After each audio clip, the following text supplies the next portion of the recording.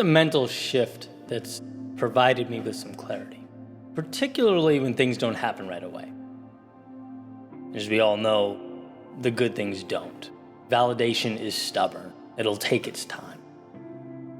So, positioning for that, putting yourself in the right mental state as you chip away, is huge. And the idea is, every day you move forward, it's not about the revolutionary, life-altering change in the now.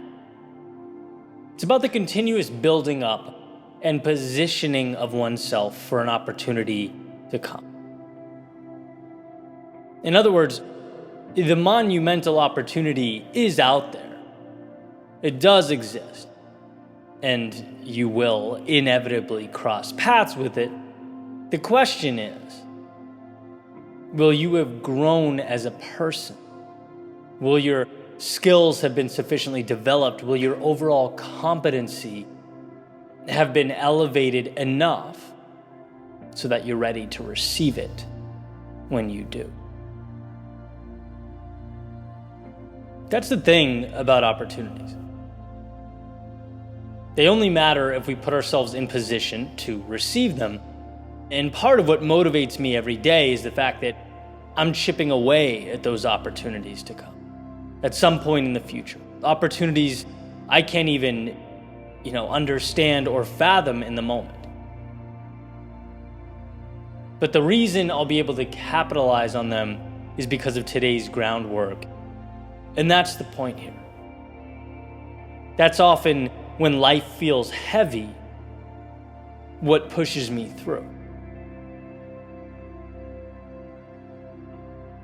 One of the most spectacular things about human beings is that we can delay gratification. And I don't mean in order to live a miserable existence. I mean putting in work, knowing that 1, 3, 5 years down the road, there's going to be things available to us that otherwise wouldn't be. That's why one of my favorite conversations was, around my friend Evan saying he hates being asked what his 5-year plan looks like. What will life look like, Evan, 5 years from now? It's like, I don't know, right? I have a direction I'm pointed at. And I'm working every single day to bring that to life, but who knows how many twists and turns life will take? Who knows about the opportunities that will present themselves when they align with my goals and my competencies at a future date? I'm not going to limit myself or deprive myself of those. You build the man, build the woman, hour by hour, day by day, and know that life rewards capable individuals. That means the power is in making yourself more capable. Probably my favorite quote, Nietzsche, "Those who were seen dancing were thought to be insane by those who couldn't hear the music," is about that very idea, right? Trusting that if you build yourself up, you stay focused, you take an axe to the tree that is your purpose every day, by the way, to the sound of no applause, to no awards or pats on the back, you will ultimately succeed. Because in doing so, you position yourself to receive opportunities that otherwise would have passed you right by. Sure, they would have been there, but they would have been beyond the scope of what you could handle, right? That's just the reality.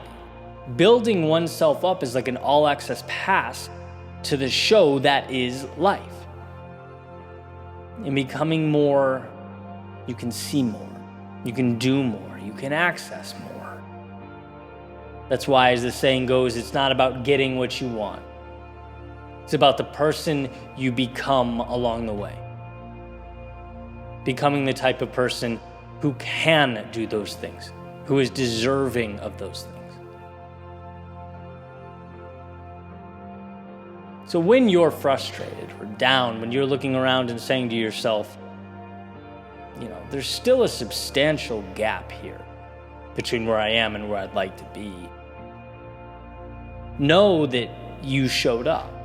You did the work. You stacked another sheet of paper on that pile. At the time, right, not enough to make a visible difference, but over time, sufficient to stand on, right? You win the day by stacking that sheet and moving forward. You win the day by understanding that you are more capable, more knowledgeable than you were yesterday.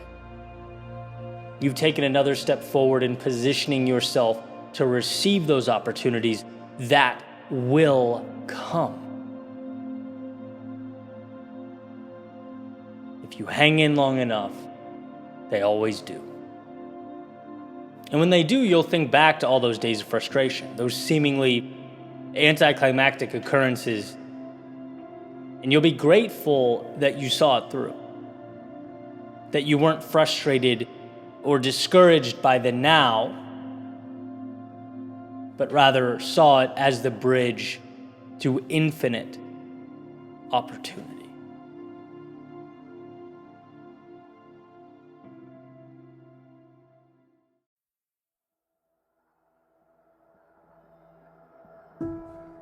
So much of life comes down to control.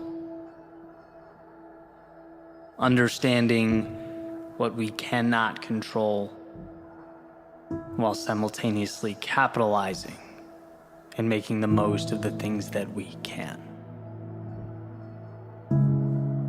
A constant awareness that's critical to our evolution. Epictetus wrote, "We must be at once cautious and courageous. Courageous in what does not depend upon choice, and cautious in what does." And this idea has been shared many, many times in many ways over the centuries. Another of which a lot of folks have heard is the serenity prayer, right? God, grant me the serenity to accept the things I cannot change, the courage to change the things I can, and the wisdom to know the difference. But regardless of how it's said and who it's said to, the point is the same. There are things we cannot control that we must find a way to stop exerting ourselves, stop exhausting our energy on. They are, as the saying goes, what they are. These obstacles are immovable. And rather than continue to push and push and push with all our strength and energy, our time is best suited learning to effectively navigate them. And then there exist those things that are in our control. I believe it was The Power of Now by Eckhart Tolle. He said, and I'm paraphrasing, if something cannot be changed, stop thinking about it, right? The future represents anxiety. It's worrying about things that haven't happened yet. The past is essentially depression. It's worrying about things that already happened. We can't do anything about the past or the future. All we have is now. And if it can be changed, then act now in bringing about a desired result. Take that first step. Create some semblance of momentum, no matter how small. But to worry about what is behind you or in front of you is actually insanity. I remember loving the simplicity and pointedness of that message. Accept it, eliminate it, or adjust yourself to it. Sometimes it helps when I think about things in metaphors, and I tend to do it often. This morning I was drinking coconut water, right, of all things, and I was thinking, man, it'd be nice, you know those little pieces of coconut that float around in there? I was like, it'd be great if they were not in there, right? So I had this idea, just grab a strainer, pour it through the strainer into the glass.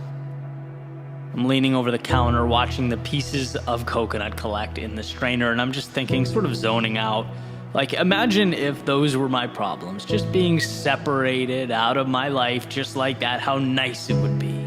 captured in a little net and then, discarded, thrown away. But, it didn't take me long to realize a couple things. One, such an idea would never happen. Life will always have some obstacle to place before us. That's what life does. After all, the word is predicated upon the avoidance of death. It's a struggle and a necessary one. Which leads me to the realization number 2. We want hardship, purpose and meaning. They're derived from our willingness to overcome adversity and transform because of it. A life without struggle is a car without wheels. And sure, you might avoid the fender benders, but you're not leaving the garage. Right? So that's a thumbs down. So I thought, okay, well, what if I slightly adjust that thinking? What if it's a subset of problems that I can remove? That's when it kind of hit me, the opportunity at hand, right? Not the so-called problems, but my thoughts about them. They are the real difference maker here. The negative storytelling that can be removed, pushed through the strainer. Again, not novel or groundbreaking. Like I said a few minutes ago, this idea has been around for thousands of years, but sometimes things land perfectly. Right moment, right time. And I knew what I needed to do was remove the worries and concerns pertaining to the events that I could not change. Yet I exhaust my energy dancing around and around with my thoughts about them. You cannot change the future. You can change right now, which ultimately becomes the future. And there's a difference. I had to, pull that back in. See, I think most of our problems are derived from anger or emotional attachment to the immovable, the unchangeable. One of my favorite sayings is, you can't change the direction of the wind, but you can always adjust your sails. And see, when you remove the self-tormenting you have going on about your past, things you wish you did or didn't do, when you remove the concern that the future won't be exactly what you want it to be, which tends to be where I lean of the two, you're left with one thing: the present, right? Clarity. You have officially empowered yourself because the things you allocate your energy to can be changed, can be made better or adjusted. And that's really what it's all about.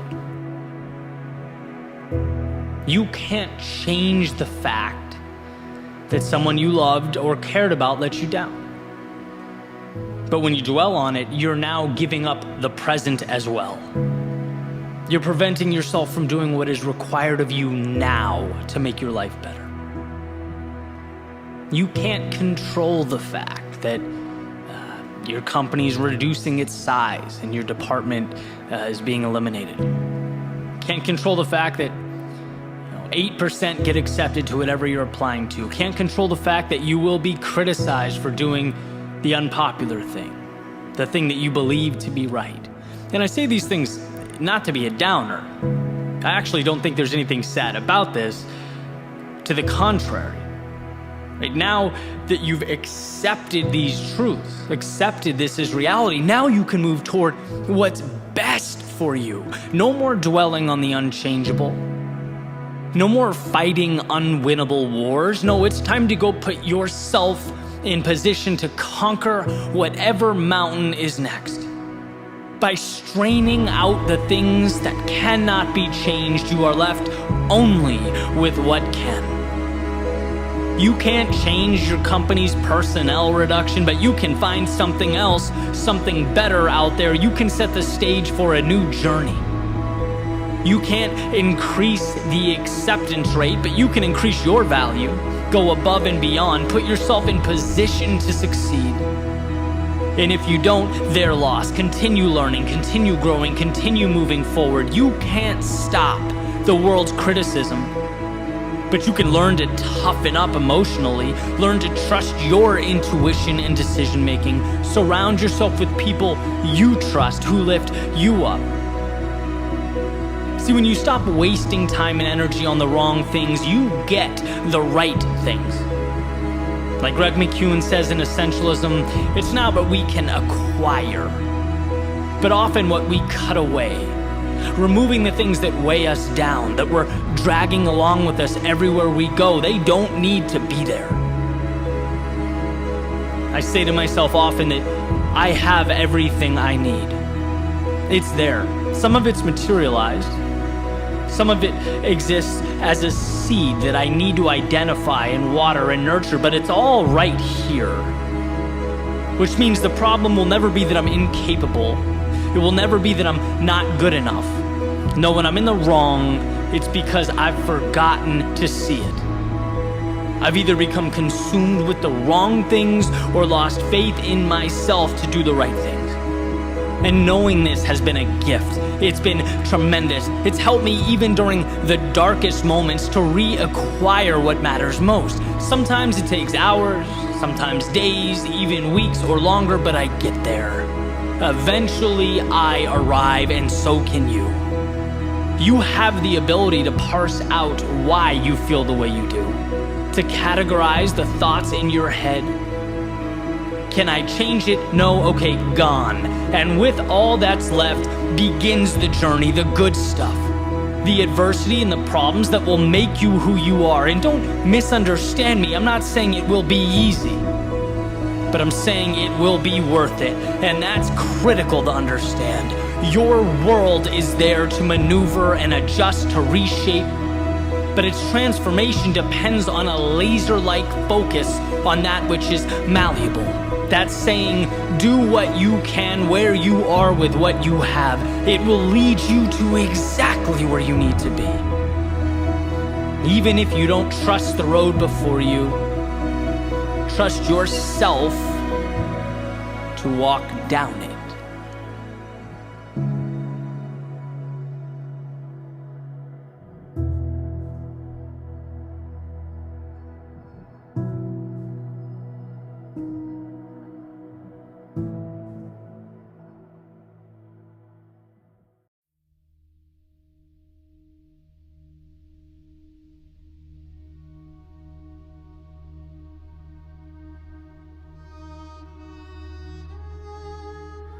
There's often a vast distinction between what we think is holding us back and what is actually holding us back. And that may even be putting it lightly. Most of the time, we're just plain misinformed. Most of the time, we're looking externally at irrelevant discrepancies between ourselves and someone else. We're looking at things that happened yesterday, possible outcomes that may happen tomorrow. We're creating entire stories, crafting narratives, building hostile worlds that simply don't exist. When what we need is simple: to give ourselves permission. To let ourselves walk out that front door and towards what we long for. And this came to light recently. I shared a simple 20-second message on TikTok where basically I highlighted John Green's quote about the best things in life occurring after we find the courage to depart or leave where we are, right? To build again. And as I was looking at the response, it was both beautiful and eye-opening. Hundreds and hundreds of comments from people saying that the message helped them feel empowered to do what they've been putting off. And some called it fate. Some called it what they needed to hear at the exact moment they needed to hear it. And as I'm going through, I keep thinking the same thing over and over and over. Every single one of these people, they already knew in their hearts what needed to come next. They knew what would make them feel alive. They knew where the compass was pointing. Yet their default led them to the same place we've all been, waiting for external permission, waiting for life to give us a reason to say, okay, the light is now green, you can go, the time is right. Now, don't get me wrong, it means the world that a simple message can shift one's perspective that way. I've been on the receiving end. I was stuck looking for some type of guidance. We all have, but I think we'd all agree that if that guidance helps us get back on track, then the real question should be, how do we live so that we can stay to the best of our ability on track? Find ourselves less prone to those occurrences, more confident in ourselves, in our dreams, in where we're going. And for me, it's been understanding that in my life, I am the one that creates, signs, and sends the permission slips. I say go. And when I remember that, I'm free to do what's best for me. I'm simultaneously the architect and the pieces, the wind and the sail. See, you don't need a reason to walk out of a relationship you're not happy in.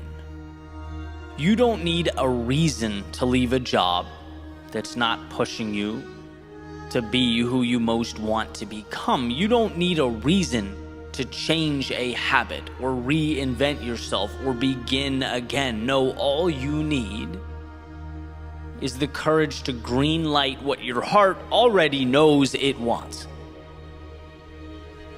We think that the external world has the answers for us, when in reality, we've had them the whole time. We just want something to point to say, see, I was right. But we don't need to be reactive. We can be proactive. You can be the one that lights the fire. When you follow your intuition, your heart, your sense of purpose, life conforms because it has to conform. When you become an immovable object, life around you moves. It makes way, and if it doesn't, then you go back to the drawing board, you adapt and adjust. And that's the beauty of life. That's how we build meaning, trusting ourselves to walk into that resistance. Because the friction and the headwind is never what's holding us back. Are they uncomfortable? Yeah. At times. Does it scare us? Sure. It's supposed to. But it's not what holds you back. Waiting for someone or something to come along and greenlight your journey through life is what holds you back. And it's funny, I think we again and again overlook the simplest of truths. The hardest part is starting. It's convincing yourself that 1, it's possible, and 2, you're worth it. Everything else you face from the second you walk out that front door can be conquered. In fact, we ourselves grow along the way so that we can rise up and meet the demands of life, but it's unquestionably doable. That thought as you look out the window, right? What if the worst case scenario happens? It can't. Because the worst case scenario is sitting in that seat your whole life, looking out the window and imagining a world where you found the courage to be more, to explore, to live life as it was meant to be lived. But let's say that what we fear does come to fruition. Then I ask, what are the odds it's reversible? Probably high. Let's say I want to start a podcast and I finally work up the courage and I get my mic and I start my show and no one listens. But I keep going and I keep going and nothing sticks. And most importantly, I learned, look, I'm really not crazy about this idea. It wasn't what I thought it was. It's not me. Okay, perfect. Now you know. And sure, it took time to learn that lesson, but you have the rest of your life to continue the beautiful experiment, to search for what lights you up. But you found the courage to explore, to try, to begin, and you are now better because of it. That's your worst case scenario? Sounds a lot less scary to me than a life lived sitting there looking out the window. See, we can't let the fear of an unlikely worst case stop the possibility of that oh so coveted best case. Don't let the virtually 0% probability of losing everything overshadow the opportunity to gain everything. Let's never allow ourselves to get caught standing still, waiting for the universe to give us the answer, as though we're waiting for a letter in the mail. No, give yourself permission to see the upside, to make your own decisions, and most importantly, to live your life.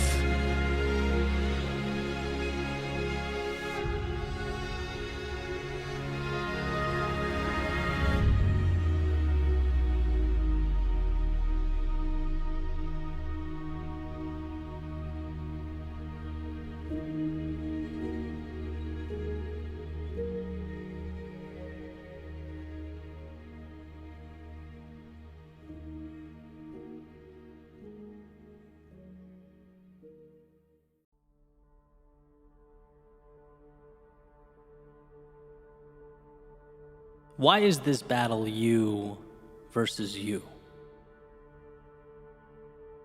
With all the complexity, all the obstacles out there, why are you your greatest opponent? Well, to put it simply, because all those obstacles and all that complexity still can't tell you no. They can't say enough is enough. They can't look back at you and say, let's just settle for what we have now. No, only you can do that. The world may create the landscape. It may construct the terrain and those obstacles. But you are the sole decider on where along the way you stop.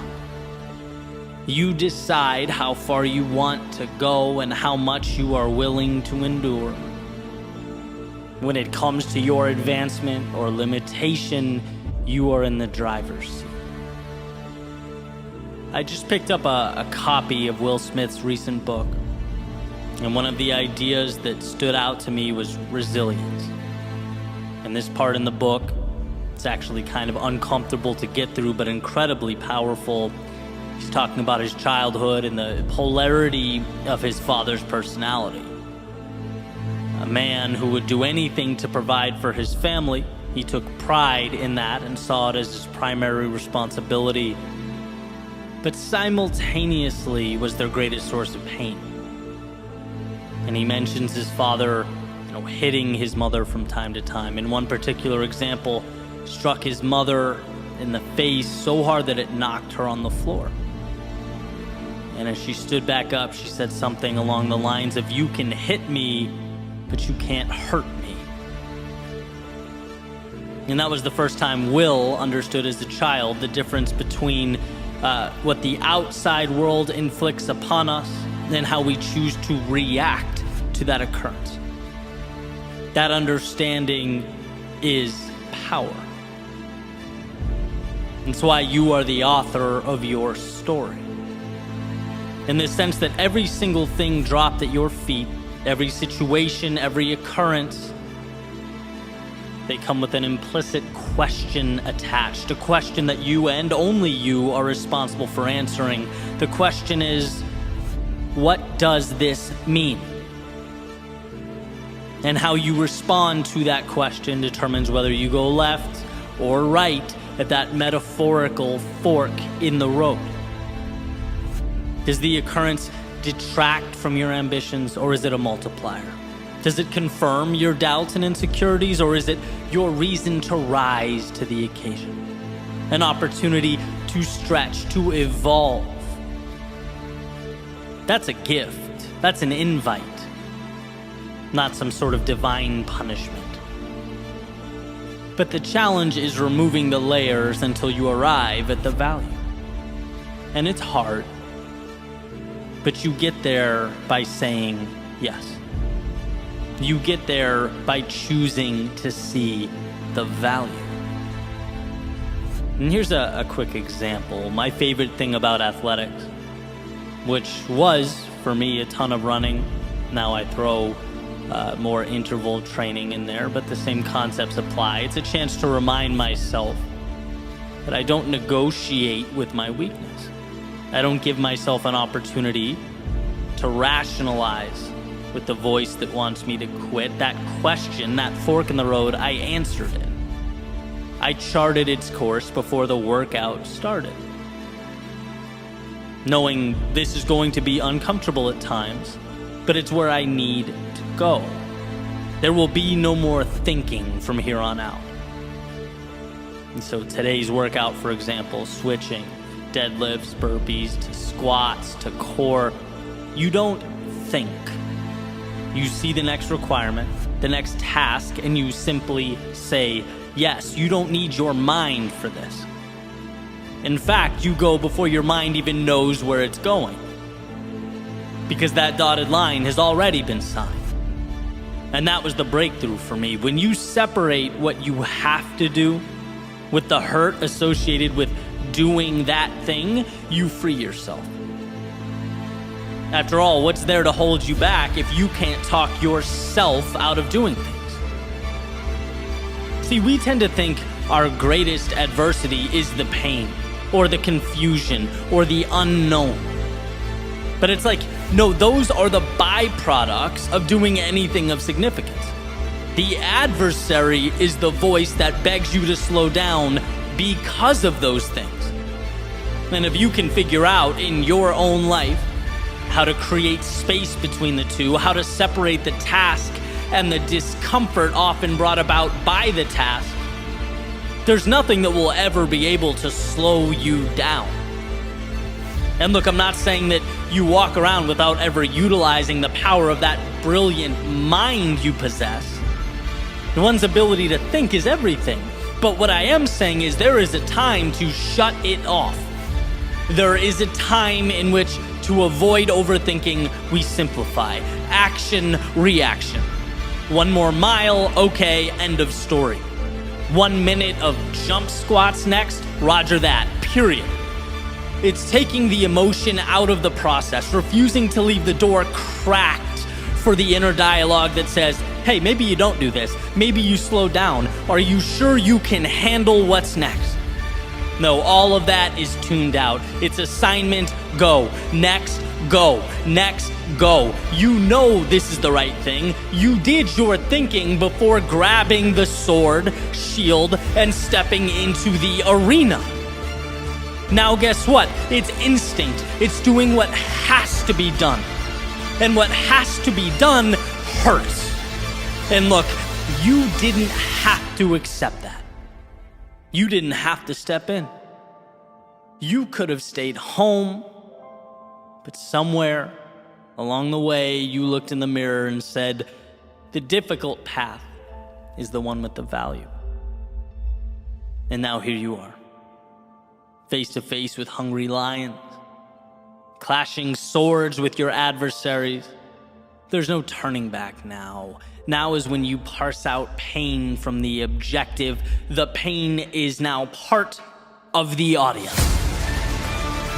It's not with you or in you, it's watching from above as you do what you came here to do. So yes, those swords clash, but the eyes remain focused on what's ahead. And yes, those lions roar, but that's background noise. When you simplify your world into objective and action, objective, action, objective, action, there is time for nothing but forward progress. And sometimes that is all that is required of us. In the face of adversity, in the face of pain, self-doubt, in the face of discomfort, Can you break your world down into nothing but one single step forward? One more set, one more rep, one more session, one more attempt, just one more. No rocket science, no negotiation. There's nothing to figure out here. It's walking the path before you. It's the discipline to carry on. It's one more swing of the axe. Audience or no audience, lions or no lions, you are bound to the universe at your feet. And that simplified concentration is why you will succeed.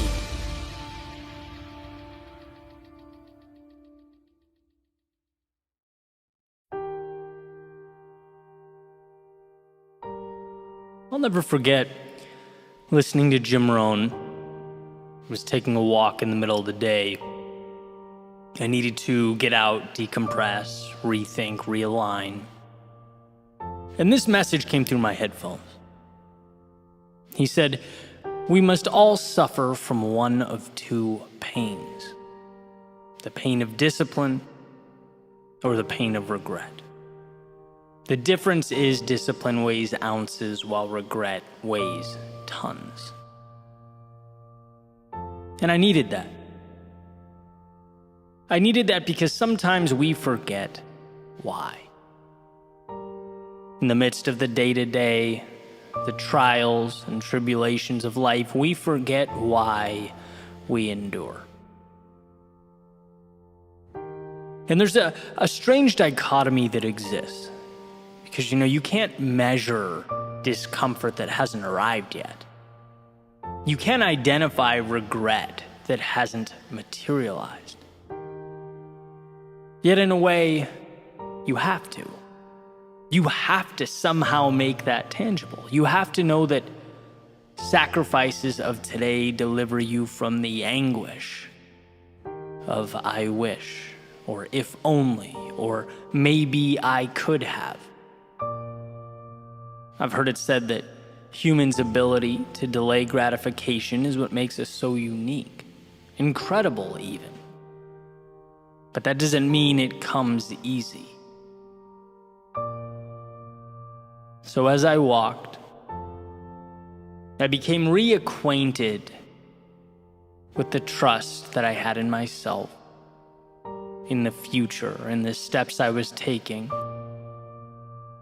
It wasn't that I'd reached some grand finale, but that I gave myself permission to stop constantly expecting one.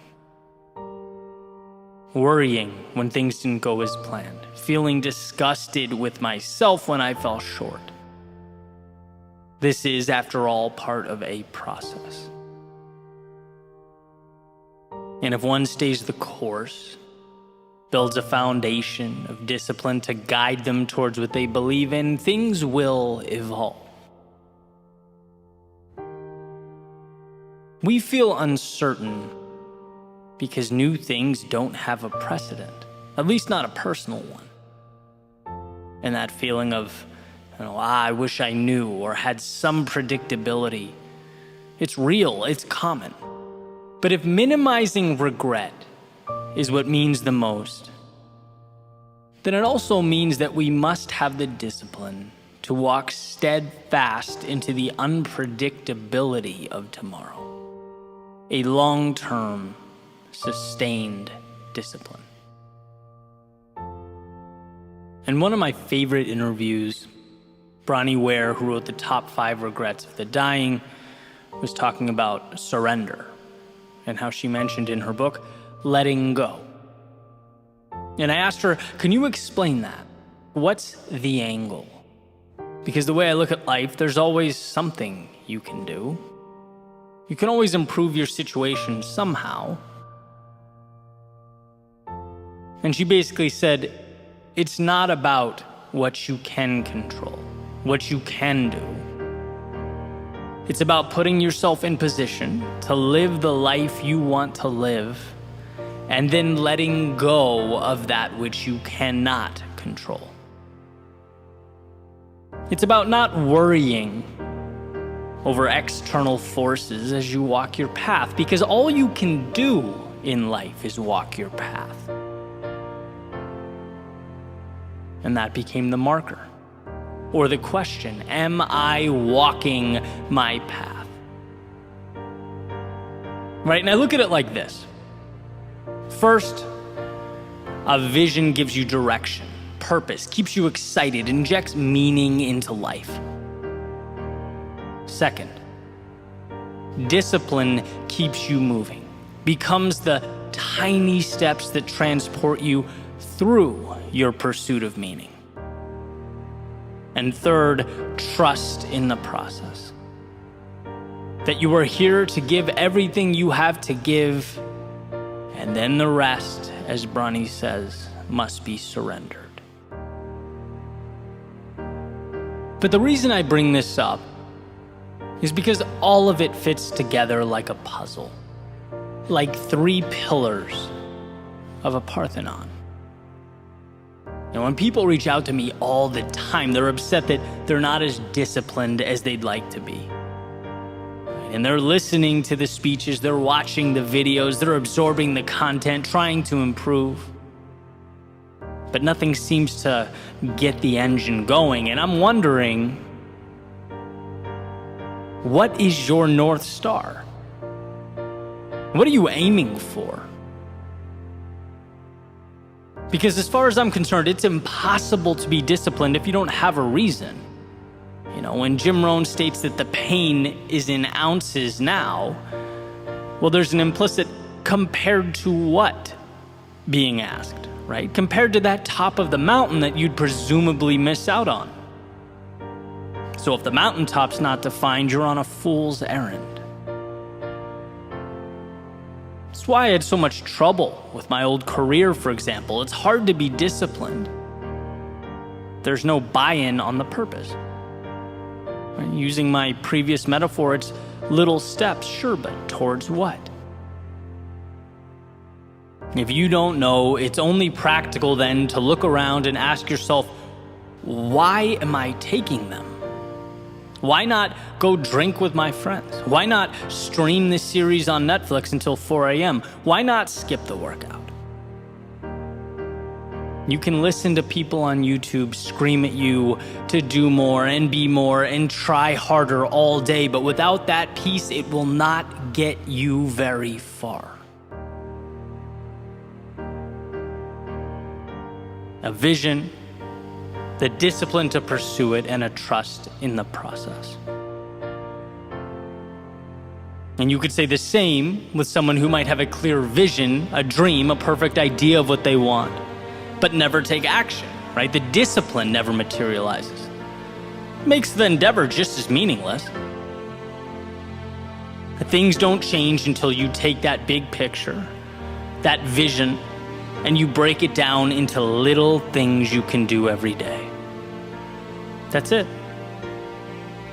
And isn't that amazing? The greatest, most influential people, from the friends and family that inspire us, to the greatest athletes and entertainers, to our greatest thinkers, creators, world leaders, all they do is a handful of things consistently every day in the direction of something that is meaningful to them. A process that has been talked about since the beginning of time. The compound effect, as Darren Hardy calls it. That breakthrough was huge for me. The realization that I don't need to leap any mountain. I just need to ascend one tiny rock at a time, and that is not a superhuman ability, that is a single decision. So here the question isn't, can you be more disciplined? Of course you can. The question is, which few things are most meaningful to you? Which will you be focusing on every day so that they expand and inject value into you and the world? And then, lastly, there is trust. Sometimes the most difficult, seeing the unseen, maintaining confidence in that which is unknown. An incredibly challenging expectation in an instantaneous world, a world where things are immediate, feedback is immediate. Messages are sent across the planet instantaneously. Goods and services arrive within hours. We have forgotten patience because it is disintegrating before our very eyes. We are a society of now. But the best things in life, they take time. They require that we hold up our end of the bargain and that we trust life will fall into place. Belief in a process that will come to mean more than anything that arrives in 30 seconds ever could. A vision, the discipline to pursue it, and a trust in the process. So perhaps you're overdue for your midday walk, your little excursion into the soul, to ask yourself, what is it you are moving towards? Why are you doing what you're doing? Does it mean something? And if not, perhaps some adjustment is in order. Perhaps you've lost sight of that North Star that lights up our lives and illuminates the way. Take solace in the fact that life is not as serious as we make it out to be. We don't live in a world of right and wrong, good and bad, yes and no, but a continuum. An opportunity to seek out and find the beautiful ups and the meaningful downs, to set our sights on the horizons that matter. See, when the little things feel too complex or burdensome, it's because the big things are misaligned. And that is a powerful idea to grasp. It's never that life is too difficult. It's that we have closed our eyes. So don't be fooled by those selling you reality as some problem, some obligation that must be dealt with. No, today is the greatest gift of your lifetime. And the same will be true every day moving forward. And to echo Jim Rohn, absolutely it is a gift comprised of sacrifice, discomfort along the way. But that's a small price to pay for entry to the show, for the ability to embrace the mystery and embark upon the adventure. When you're pointed to the right North Star, well, the road, it feels less treacherous on your feet.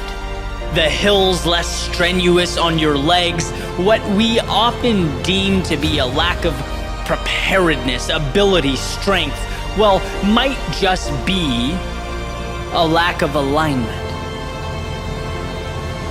So adjust. Because this world, flexible and limitless, invites you to do just that. It invites you to explore until you've uncovered your vision, to pursue it like nothing else matters, to sidestep the obstacles, invert the setbacks, and lastly, to find hope when there appears to be none. To set your sails, walk your path, run your race, and surrender to that which is beyond your control. And you'll find that with a vision, with discipline, with trust in the process, there is no situation or circumstance outside the scope of what's possible for you.